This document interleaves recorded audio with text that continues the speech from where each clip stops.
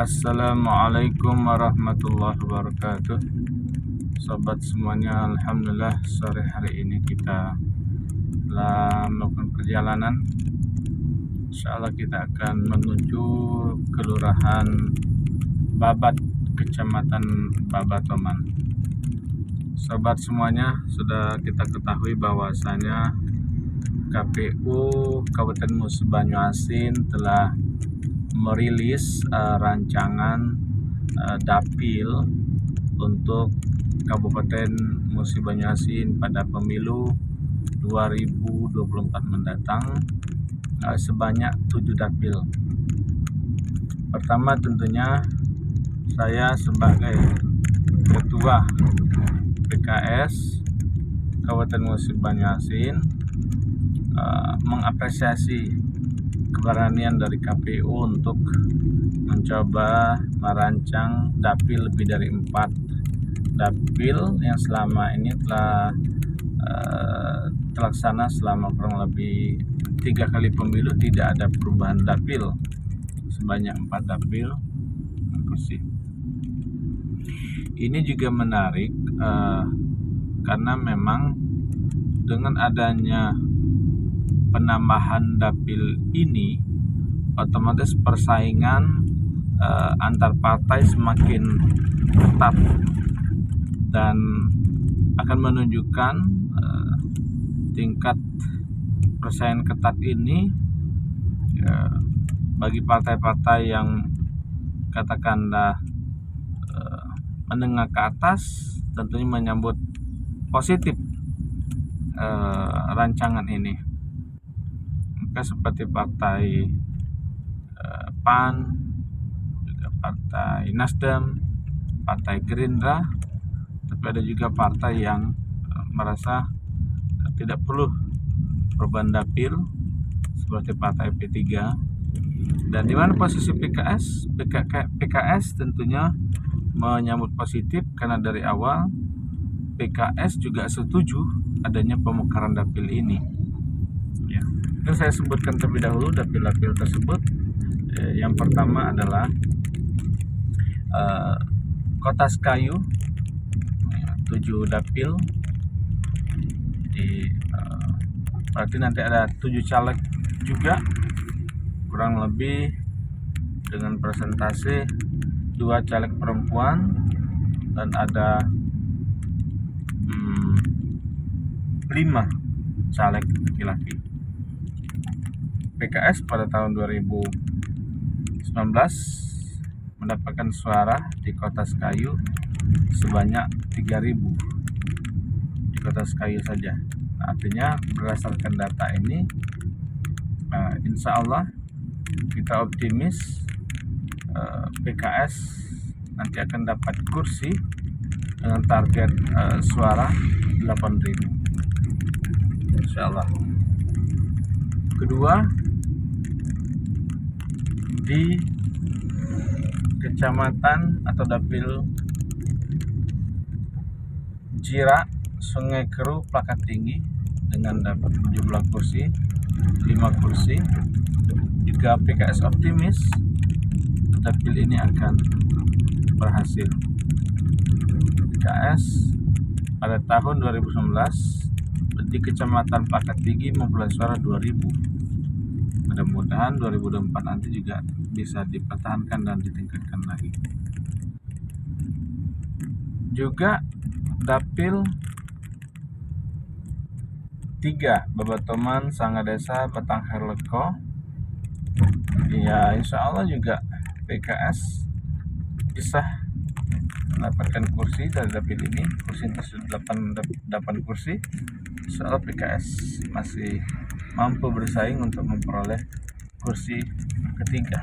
Karena 2019 kemarin PKS di posisi ketiga sehingga mendapatkan kursi. Kemudian dapil Payung Lincir ini bersama Tungkal 9 kursi. PKS juga optimis bahwa PKS mampu mendapatkan kursi di sana. Di Lalan berdiri sendiri dengan 3 kursi Kecamatan Lalan. Walaupun terasa berat, tetapi kita optimis karena tahun 2019 suara PKS di Kecamatan Lalan itu sudah punya 2000. Ya, mudah-mudahan pada pemilu 2024 nanti PKS mampu memperoleh suara 6000 sehingga mendapatkan satu kursi juga di Kecamatan Lalan ini. Kemudian Kecamatan Sungai Lilin Bapak Supat, Sungai Lilin dengan Keluang. Ini juga menarik, sangat-sangat menarik, dan soal PKS juga akan mampu memperoleh satu kursi insya Allah ini. Karena di sini juga basis PKS Sungai Lilin. Kemudian di Bapak Supat dengan Lais, PKS juga optimis karena di situ ada calonnya incumbent Pak Martinus dan juga mantan Kades Desa Sukamaju. Dari gambaran tersebut, PKS 2019 memperoleh suara 30.000 dan mudah-mudahan nanti PKS 2024 nanti mendapatkan suara 51.000. Jadi setelah kita hitung, PKS untuk mendapatkan 7 kursi itu minimal memperoleh suara sebanyak 51.000. Dan insya Allah kita optimis karena posisi PKS di nasional cukup strategis, oposisi.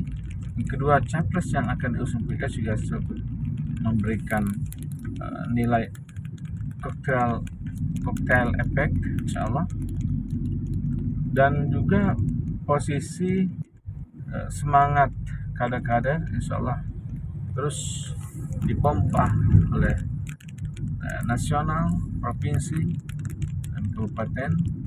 Fasilitas-fasilitas yang kita juga berikan dalam arti support untuk pemenangan juga akan kita support. Saya sebagai calon anggota DPRD provinsi tentunya juga sangat menyambut positif dan bahagia karena insya Allah PKS akan lebih kuat lagi dalam sinergi dengan caleg-caleg kabupaten sehingga memperkuat suara di provinsi. Sebagai ketua partai, tentunya kita harus optimis, saya harus optimis, dan tim PKS juga optimis akan mampu memperoleh kemenangan di pemilu 2024 mendatang. Dan beberapa elemen segmen terus kita upayakan komunikasi positif juga dengan berbagai tokoh masyarakat, bagaimana PKS mengedepankan politik yang bermartabat, politik yang mengedepankan edukasi, politik yang mengedepankan dakwah itu sendiri. Dan insya Allah kita optimis bahwa perubahan dapil ini justru memberikan keuntungan bagi PKS sebagai partai yang menengah yang ada di Kabupaten Musi Banyuasin.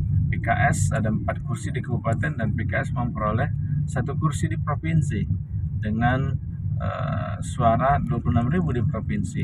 Nah, kita menargetkan pada pemilu 2024 nanti suara PKS di provinsi itu bertambah sehingga menjadi 50.000 atau memperoleh 2 kursi insya Allah. Juga demikian dengan DPR RI. DPR RI kemarin kita memperoleh suara 17.000. Ini insya Allah juga akan lebih dan akan mensupport sinergisitas dengan caleg kabupaten dan provinsi, karena juga hadir ada caleg DPR RI yang berbasiskan di daerah Bayung Lincir yang mereka juga merupakan tokoh NU. Beliau juga adalah pimpinan pondok pesantren Nur Islam, sehingga sinergisitas ini juga akan melahirkan powerful untuk pemenangan 2024. Tentu saja sebagai kader partai, sebagaimana pesan-pesan daripada Kiada, pesan-pesan dari Ustadz Kiai Hadi Dr. Salim Sagaf Al-Jufri, bagaimana memaknai kemenangan itu dengan memperbanyak istighfar, ya, istighfar, astagfirullahaladzim, bahwa sesungguhnya kemenangan itu adalah pemberian dari Allah Subhanahu wa taala, bukan murni perjuangan dari kader. Apa itu? Oh iya, besok. Tuh. Jadi bagaimana kita mengambil momentum perubahan dapil ini 2024 ini untuk menyusun strategi dan langkah-langkah yang lebih rigid dan lebih berkualitas lagi sehingga memperoleh kemenangan 2024 nanti. Saya Mushani SPDI, Ketua PKS Musi Banyuasin. Mohon doa restunya, insya Allah sebagai calon DPRD Provinsi. Mudah-mudahan dapat terpilih menjadi anggota dewan di Provinsi Sumatera Selatan dan siap bersinergi dengan berbagai elemen yang ada di Musi Banyuasin untuk memajukan daerah kita, Kabupaten Musi Banyuasin. Terima kasih. Wallah muwaffiq ila min aqwamin thariq. Wassalamualaikum warahmatullahi wabarakatuh.